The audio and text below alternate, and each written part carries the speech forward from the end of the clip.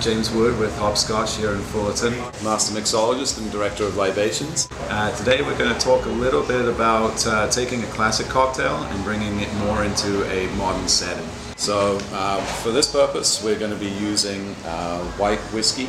This is from High West. Now traditionally a Manhattan will be served with either rye whiskey or Kentucky bourbon. High West white whiskey is an aged whiskey, but instead of being aged in regular American charred oak barrels, it's actually aged in non-charred oak barrels.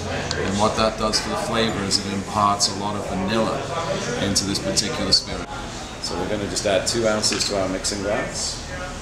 And then one of the other main ingredients of a Manhattan is going to be vermouth. Traditionally we would be using sweet vermouth, but for our purposes we're going to use a dry vermouth. And dry vermouth has a very savory, almost herbaceous flavor to it. So just to kind of balance that out with a little bit of sweetness, we're going to add a Luxardo cherry liqueur. Luxardo cherry liqueur is an Italian liqueur. It is clear, but it has a really nice subtle cherry flavor to it. And just impart a little sweetness without changing the actual color of the drink itself. Instead of the traditional Angostura bitters, we're going to be using Fee Brothers cherry bitters. And we're just going to add a couple of dashes.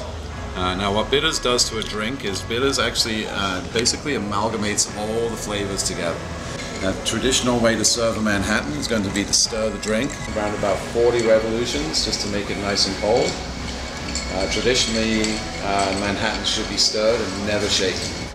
While stirring it, this allows us to maintain the silky texture of the actual spirits itself, and also we're not diluting it to the point where it's changing the flavor characteristic of our cocktail.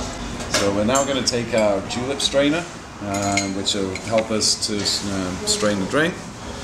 And we're going to pour that straight into our martini glass. And notice the color. The color is nice and white, which is what we're looking for, hence we called it the White Manhattan. And the traditional garnish for Manhattan is going to be your cherry. In this case we're going to be using Luxardo cherries, which are very, very sweet. I'm going to pop that in, and there you have it, one White Manhattan.